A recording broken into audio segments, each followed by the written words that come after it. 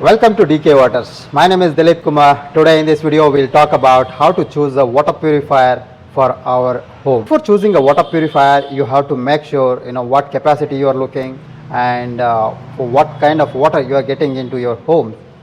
For example, if you are living in Bangalore, whether you are getting Kaveri water or borewell water, tanker water, or whether your borewell contain that water contains lot of minerals, hardness. These things you have to keep in mind. Based on that, we can take a call ourselves. It is very simple. In water, before choosing a water purifier, we need to test the water. TDS is more sufficient. Other parameters such as pH, BOD, COD, TSS, these things, it is not required for domestic water purifier. TDS is much more sufficient. TDS means total dissolved solids. This, it will be measured in parts per million. If the TDS is around less than 300 to 400, you can go with a regular water filter, that we will talk. And if the TDS is more than 300 to 400 or 500, then you can think about RO water. Now let's come to what is UV water purifier.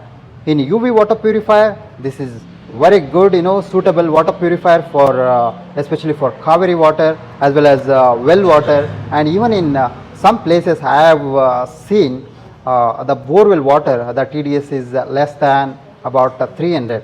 In those cases you can go with the UV water filter. In this it comes both these are basically wall mounted water filters. It comes with the storage as well as without storage also it comes. Basically it's a sediment, carbon filter and UV finally, then water it will be filtered and stored into the storage tank. In sediment filter, it removes sand, mud, dust particles, and in carbon filter it removes smell and color of the water. And finally in UV process, it neutralizes bacteria and virus. This is how it gets filtered in UV water purifier.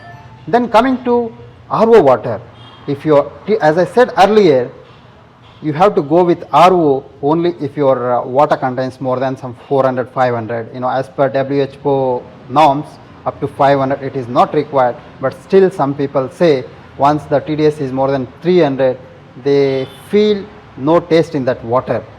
That again we'll talk in a separate video why that taste differs actually. More than 400 TDS you can go with RO filter. It contains 4 to 5 stages like sediment filter, carbon filter, RO membrane, UV, then again post carbon filter, and basically 4 to 5 stages is more sufficient for your residences. Water goes to RO process. RO means reverse osmosis. This is very simple process actually. You can see for example, when you see a coconut tree which is next to ocean, still it gives us plain mineral water actually. That is a reverse osmosis process. It happens even in coconut tree. Membrane pore size is 0.0001 micron size. Pure very less mineral water one side, as well as there will be wastage also. That we don't call actually wastage, that we call reject water. Usually, to be precise, technically about 60 to 65% it will be the reject water, and 35 to 40% we get pure filtered water. This is very good. And after this it goes to UV process, then finally water gets stored into storage tank. Basically these RO water purifiers comes with 75 GPD membrane, 75 gallons per day membrane. These purifiers filters about 12 to 15 liters per hour.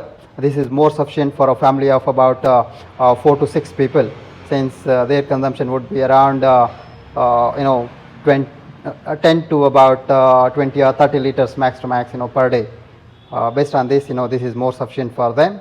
And in RO again, whenever water passes through RO, it removes all the mineral content. This you have to keep in mind.